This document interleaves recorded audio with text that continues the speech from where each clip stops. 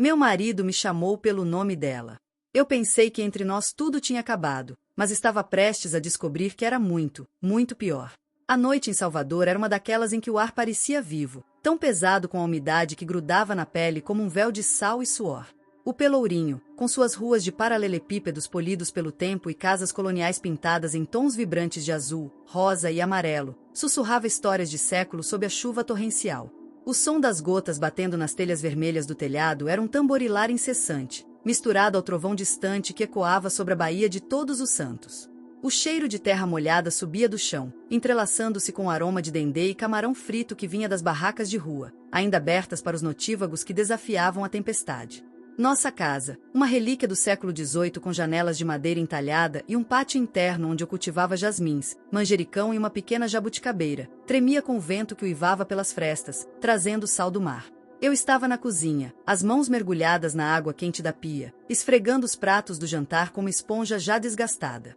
Havia preparado uma feijoada, como João gostava, o feijão preto cozido por horas com carnes defumadas, linguiça calabresa, costelinha, bacon crocante, até o caldo engrossar, servido com farofa dourada feita com manteiga de garrafa, couve refogada no alho, fatias de laranja para cortar a gordura. O aroma ainda pairava, quente e reconfortante, misturado ao cheiro de café que eu deixara na garrafa térmica para a sobremesa. Era minha forma de manter as coisas no lugar, de preencher os silêncios que cresciam entre nós com os sabores da Bahia que ele tanto amava.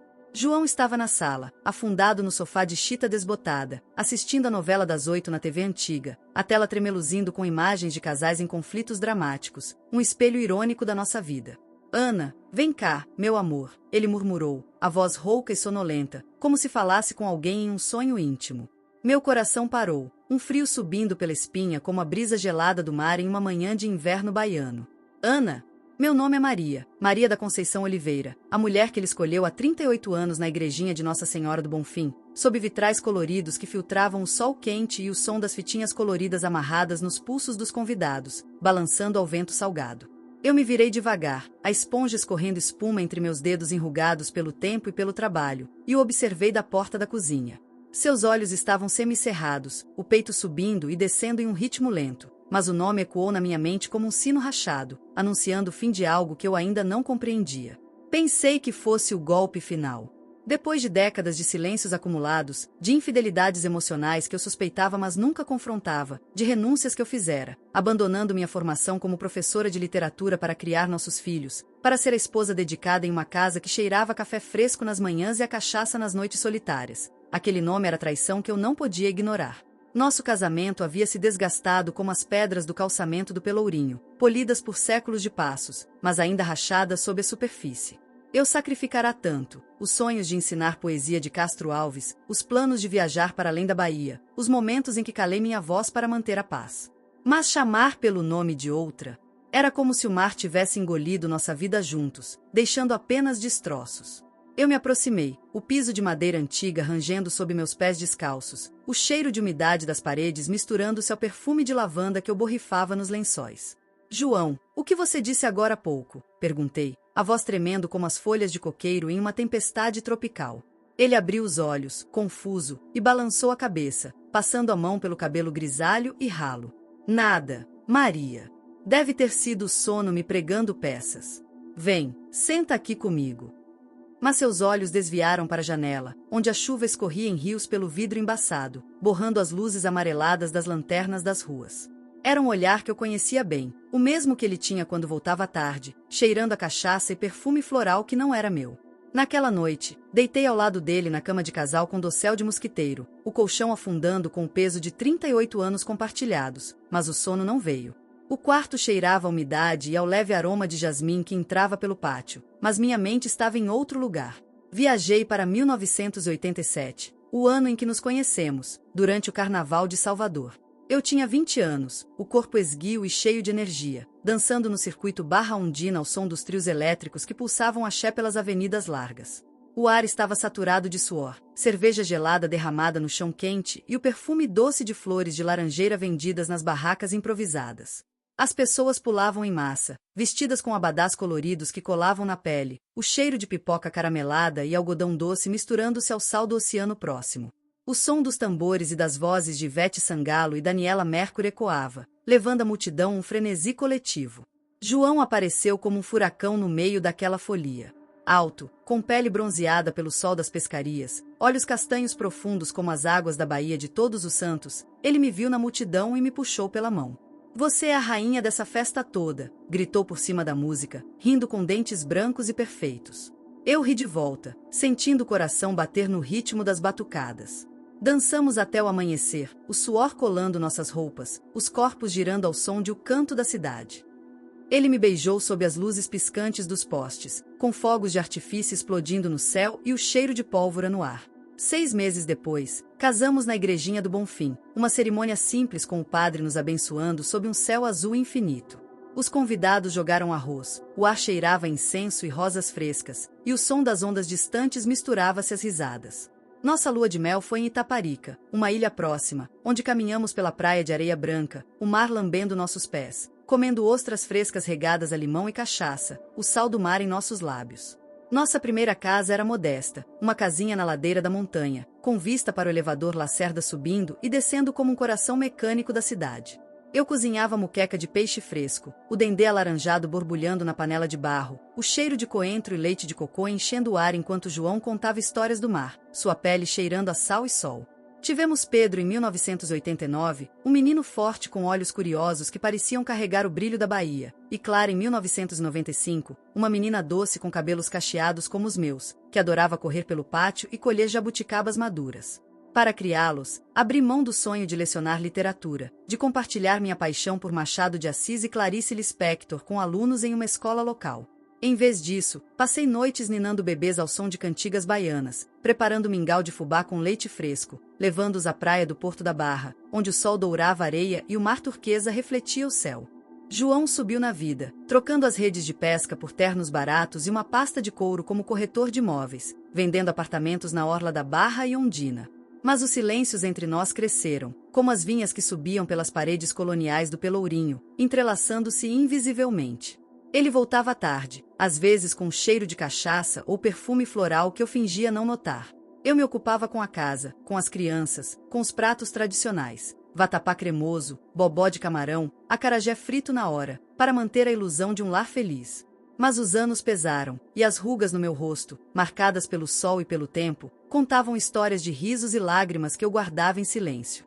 No dia seguinte ao murmúrio de João, o sol nasceu escaldante, evaporando as poças da chuva noturna e enchendo o ar com vapor úmido que fazia as roupas grudarem na pele como uma segunda camada. Preparei o café da manhã, cuscuz de milho fumegante, tapioca recheada com cocô ralado e queijo coalho derretido, café preto forte servido em xícaras de louça branca com bordas lascadas, e coloquei a mesa para João. Ele comeu em silêncio, folheando o jornal local com notícias de festas juninas, protestos políticos e anúncios de novos condomínios na orla. "Vou ao mercado modelo hoje", eu disse, testando as águas, minha voz casual mas os olhos atentos. "Preciso de ervas para o chá e temperos para o almoço." Ele assentiu, sem erguer o olhar. "Tá bom, Maria. Cuidado com a multidão lá." O mercado modelo era um labirinto vivo de cores, sons e cheiros, um prédio histórico com teto abobadado e corredores abarrotados de barracas.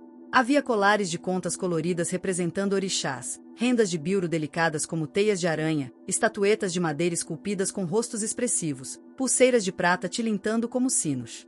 O ar estava impregnado de temperos fortes, pimenta malagueta, coentro fresco, alho fritando em óleo quente, misturado ao cheiro de couro novo, incenso queimando em altares improvisados e o doce pegajoso de cocadas sendo vendidas. As vozes dos vendedores ecoavam em um português baiano cantado. "Olha o acarajé quentinho, sinhá. Prova o bobó, feito na hora." Caminhei pelas alas, tocando tecidos macios de vestidos estampados e provando uma fatia de cocada mole, o açúcar derretendo na língua como uma memória de infância.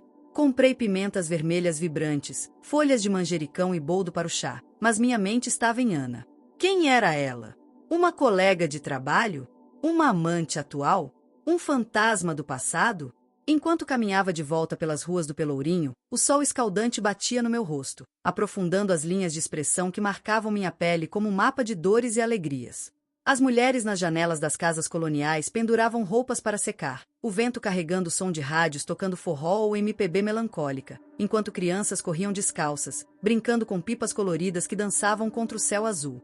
Parei em uma praça pequena, onde um grupo de capoeiristas treinava ao som de berimbaus e atabaques, os corpos ágeis girando no ar úmido, o suor brilhando em suas peles escuras. O ritmo hipnótico me levou de volta a noites antigas com João, dançando em festas de rua, nossos corpos jovens movidos pelo axé e pela promessa de um futuro juntos. Mas agora, tudo parecia manchado, como uma pintura antiga desbotada pelo sol. Naquela noite, decidi confrontá-lo.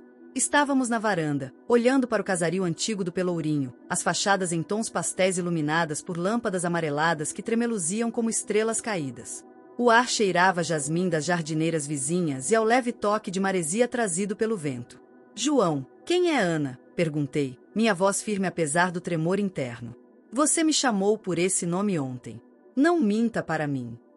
Ele parou, o copo de cachaça na mão tremendo levemente, o líquido âmbar refletindo a luz da lâmpada pendurada. Seus olhos, enrugados nos cantos pelos anos de sol e sal, se fixaram no horizonte, onde as luzes da cidade encontravam o escuro da Bahia. Maria, você está imaginando coisas. Foi só um sonho, um nome qualquer, ele disse, a voz defensiva, carregada de tensão, como uma corda de berimbau esticada ao limite. Não sou boba, João.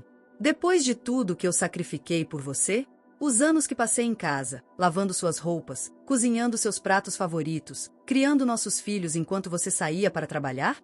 As noites que engoli meu ciúme quando você chegava à tarde, cheirando a perfume que não era meu? Diga a verdade, ou juro que vou embora. Minhas palavras saíram afiadas, como as facas que eu usava para cortar cebolas na cozinha, lágrimas ardendo nos olhos, prontas para cair como a chuva que ainda gotejava do telhado. Ele suspirou, sentando-se na cadeira de vime que rangia como ossos velhos sob seu peso. Tudo bem, Maria. Ana era uma amiga. Do passado, antes de nós. Trabalhávamos juntos no porto, quando eu ainda era pescador. Nada mais que isso. Por que remexer no que já morreu? Amiga? A palavra soou vazia, como o eco de uma igreja barroca durante a quaresma. Minha mente flashou para uma viagem que fizemos a Porto Seguro, em 1995, quando eu estava grávida de Clara. Meu barrigão inchava sob vestido florido de algodão leve, o sol queimando minha pele enquanto caminhávamos pela praia de areia fina, o mar brilhando em tons de esmeralda. João desaparecia por horas, dizendo que ia pescar ou encontrar amigos do tempo de pesca. Eu ficava no hotel simples, com um quarto cheirando a umidade e um ventilador girando preguiçosamente no teto, sentindo as contrações falsas e a solidão que pesava mais que o bebê. Quando ele voltava, seus olhos estavam distantes, como se parte dele tivesse ficado em outro lugar. Agora, eu via. Era com Ana. Os dias seguintes foram uma névoa de tensão doméstica. Eu cozinhava mecanicamente, um ensopado de peixe com leite de cocô e tomates frescos, o aroma enchendo a casa, ou um vatapá cremoso com pão para acompanhar, mas o sabor era cinzento na minha boca, como se a traição tivesse roubado o tempero da vida. Caminhava pelas ruas do Pelourinho durante o dia, sentindo o sol escaldante no rosto, as rugas aprofundando-se como sulcos em terra seca. As mulheres nas janelas penduravam lençóis brancos e roupas coloridas, o vento carregando o som de sambas tocando em rádios antigos ou conversas altas sobre o preço do feijão. Parei em uma barraca de uma baiana vestida com saia branca rodada e turbante colorido, pedindo um acarajé, o bolinho frito de feijão fradinho, crocante por fora, macio por dentro, recheado com vatapá amarelo cremoso, pasta de camarão seco e salada de tomate com cebola. O sabor picante da pimenta explodiu na minha língua, mas até aquilo parecia amargo, contaminado pela dúvida que me consumia.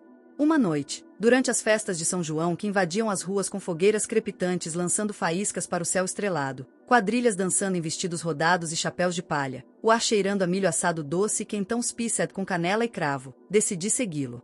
João saiu de casa dizendo que ia encontrar velhos amigos no Largo Terreiro de Jesus, onde as igrejas barrocas com fachadas douradas se erguiam como sentinelas. O som de acordeões e zabumbas pulsava no ar quente, misturado às risadas das crianças correndo com balões coloridos. Eu o segui pelas ruas iluminadas por bandeirinhas de papel, mantendo distância, meu coração batendo como os tambores de uma roda de candomblé.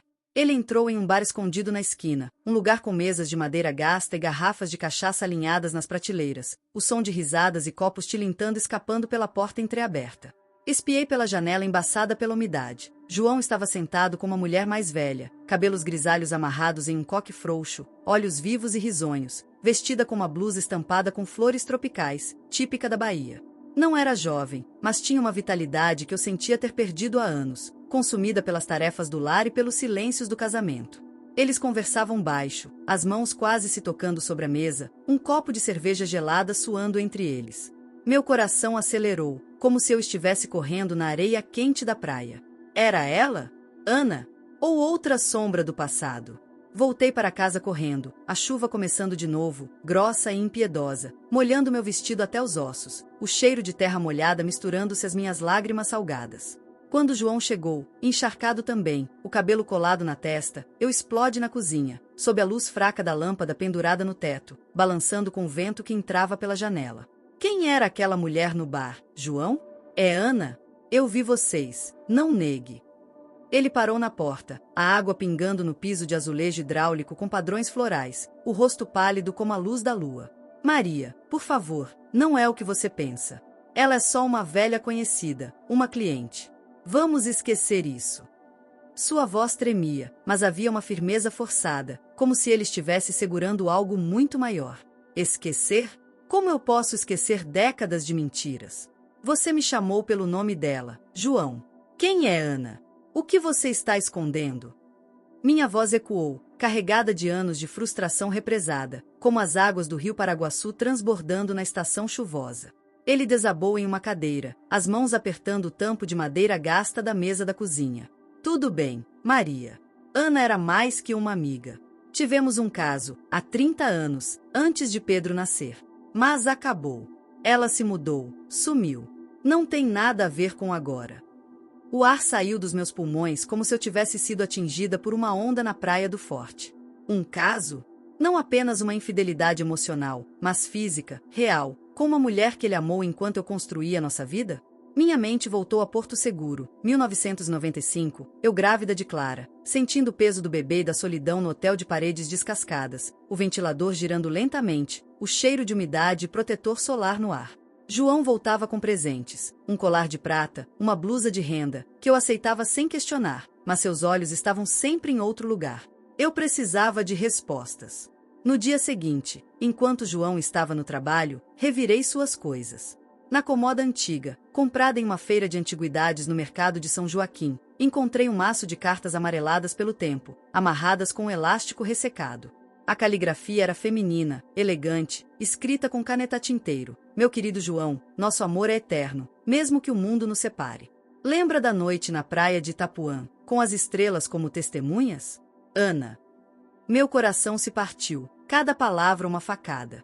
As cartas descreviam encontros clandestinos em hotéis baratos na Cidade Baixa, promessas de fuga, juras de amor que ele nunca mais me fez.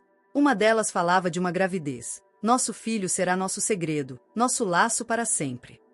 Lágrimas quentes escorreram pelo meu rosto, misturando-se ao cheiro de naftalina das roupas velhas guardadas na comoda. Ana estava grávida? De João? E então, onde estava ela? O que havia acontecido?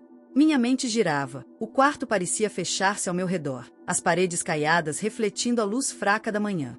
Decidi investigar mais. Fui à biblioteca municipal, um prédio colonial com cheiro de livros mofados e poeira acumulada nas estantes altas, ventiladores girando lentamente no teto alto. Pesquisei jornais antigos em microfilmes, o aparelho chiando enquanto as páginas amareladas passavam na tela.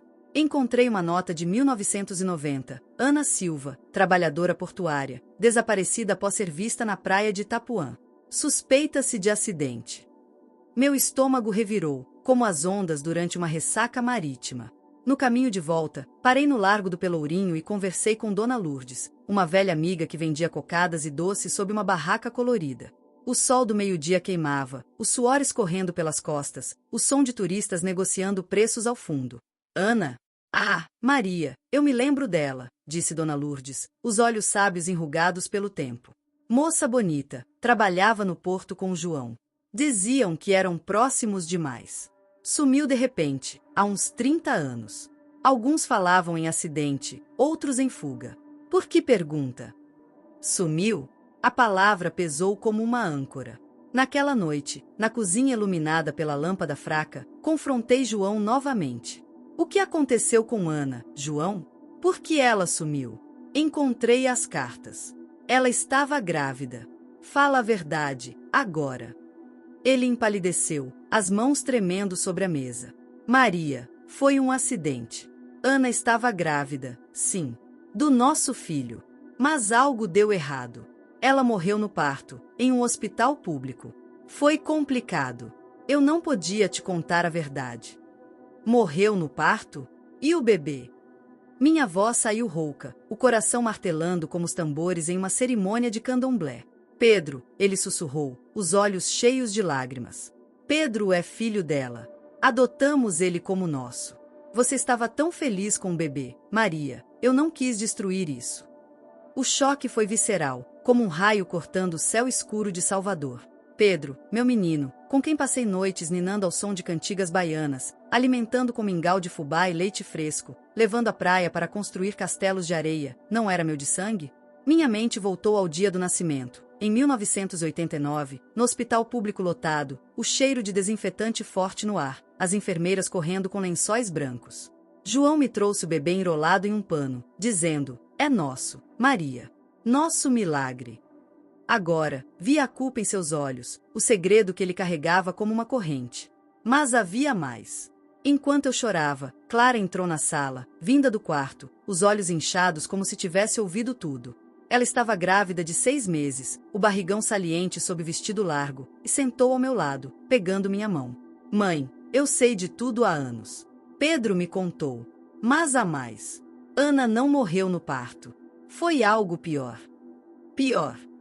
Minha voz mal saiu, um sussurro contra o som da chuva que voltava a bater no telhado. Foi assassinato, disse Clara, a voz tremendo mas firme. Ana foi encontrada morta na praia de Itapuã, com marcas de violência. A polícia arquivou como acidente, mas Pedro diz que viu algo. Ele era pequeno, mas lembra. Assassinato? A palavra ecoou como um trovão. João ergueu a cabeça, alarmado. Clara, não. Isso não é verdade. Ela o encarou, os olhos marejados. É sim, pai. Pedro me contou tudo. Ele viu você discutindo com Ana na praia, antes dela cair.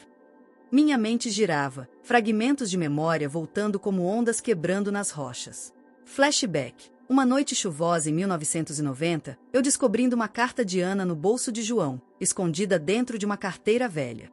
Enfurecida, saí de casa, o vestido colado ao corpo pela chuva, e a encontrei na praia de Itapuã. O mar estava agitado, rugindo como um bicho, as ondas explodindo contra as rochas escorregadias. Brigamos, vozes altas sobre o vento, ela gritando, ele me ama mais, Maria. Sempre vai me amar. Eu a empurrei em raiva, ela caiu, bateu a cabeça, ou foi um escorregão? As memórias eram turvas, como um sonho febril. Eu a matei, perguntei, a voz quebrando, lágrimas escorrendo como a chuva lá fora. João negou, levantando-se. Não, Maria. Você a encontrou, discutiram. Ela escorregou nas rochas, bateu a cabeça. Eu cheguei depois, vi tudo. Encobri, disse à polícia que foi afogamento durante um parto complicado. Para te proteger, por nós. Proteger? Minha cabeça girava, o mundo desabando como as fachadas antigas em um terremoto raro. Eu era cúmplice de um crime?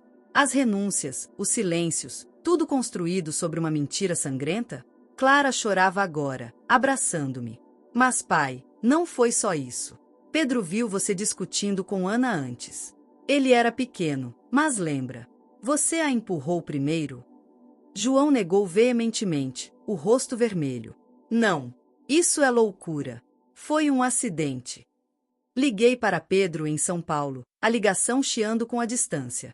Ele veio no dia seguinte, chegando de avião sob um céu nublado, o ar cheirando a querosene e umidade. Sentamos na varanda, com uma garrafa de cachaça aberta, o sol poente pintando pelourinho de laranja e roxo, as fachadas coloniais brilhando como em um quadro vivo. É verdade, mãe, disse Pedro, os olhos castanhos, de Ana, agora eu via, cheios de dor. Eu tinha 4 anos, estava escondido nas dunas. Vi você e Ana brigando na praia, mas não foi só você. Pai estava lá antes, discutindo com ela. Ele a empurrou, ela caiu. Eu achei que estava protegendo você. Não. João gritou. Mentira. Pedro, você era criança, não entende o que viu. Fui eu que encobri tudo, mas não matei. Reviravolta final. Pedro desabou, lágrimas escorrendo. Não, pai. Fui eu. Eu corri e empurrei Ana, achando que ela ia te levar, mãe. Eu era criança, não entendia. Vocês me protegeram todos esses anos, mentindo até para mim, dizendo que foi um sonho. O silêncio caiu, pesado como a noite sobre a Bahia. Minha família, construída com amor e sacrifícios, era uma teia de segredos e culpa. Eu sabia, no fundo, mas havia reprimido, escolhido esquecer para sobreviver. As lágrimas caíram, misturando-se à chuva que batia na janela, o som abafando nossos soluços.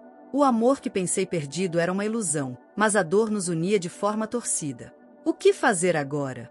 Denunciar? Perdoar? A verdade nos libertava, mas também nos destruía, deixando-nos presos em reflexões profundas sobre o preço do silêncio. Lá fora, Salvador continuava sua folia, as ruas dançando indiferentes sob a chuva eterna, enquanto nossa casa guardava o peso de um segredo que nunca mais nos deixaria.